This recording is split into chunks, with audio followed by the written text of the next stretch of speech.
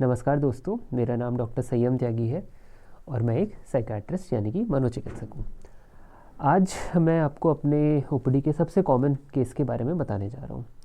तो चलिए, जैसे कि हम इस यूट्यूब चैनल पे बताते हैं, एक पेशेंट की कहानी से बताते हैं। ये लगभग 30 साल की एक फ़ीमेल मेरे पास आई, जो एक गृहिणी थी, घर का कामकाज संभालती है। सर, मेरे बहुत ज़्यादा सर में दर्द रहता है।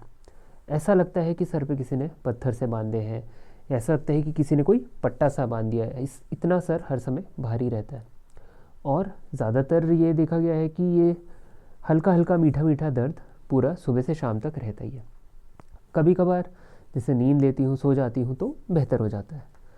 दोस्तों, ये हमारी ओपीडी का एक कॉमन केस है। इसको हम हेडेक यानी कि सर दर्द की बीमारी भी कहते हैं।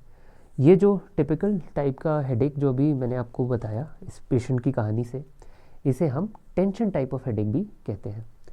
तो कॉमनली, जैसे कि नाम है टेंशन टाइप हेडेक, तो ज़्यादातर जो चिंता में रहते हैं, परेशान रहते हैं, उनमें ये हेडेक ज़्यादा कॉमनली देखा जाता है।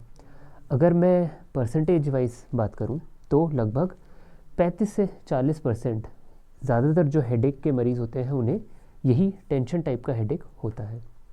इसका इलाज अगर मैं देखूं तो काफ़ी इजी है। नॉर्मली हम इसमें एसओएस दवाइयाँ देते हैं जिनसे ये हेडेक ठीक हो जाता है। पर आपको एक चीज़ ध्यान रखनी है, अगर ये हेडेक आपको लंबे समय से हो रहा है, रोज़ हो रहा है और इससे आपकी दिनचर्या पे फ़र्क पड़ रहा है, तो इसके लिए आपको इलाज लेना अनिवार्य हो सकता है।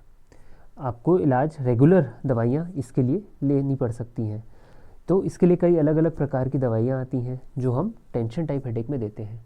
अगर मैं दवाई की औसत एक वो बात करूँ कि कब तक चलती है, तो ज़्यादातर लोगों में ये दवाइयाँ साल भर या 6 महीने में हम बंद कर देते हैं। पर वो तब है जब आपका हेडेक कंट्रोल में आ जाए, वरना कई बार ऐसा भी होता है कि एक दवाई या 2 दवाई पर ऐसा हेडेक कंट्रोल में नहीं आता।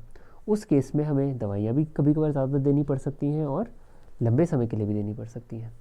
तो इसके लिए इस चीज़ की चिंता ना लें, ये ट्रीटेबल है, आपको इसको पहचानना ज़रूरी है।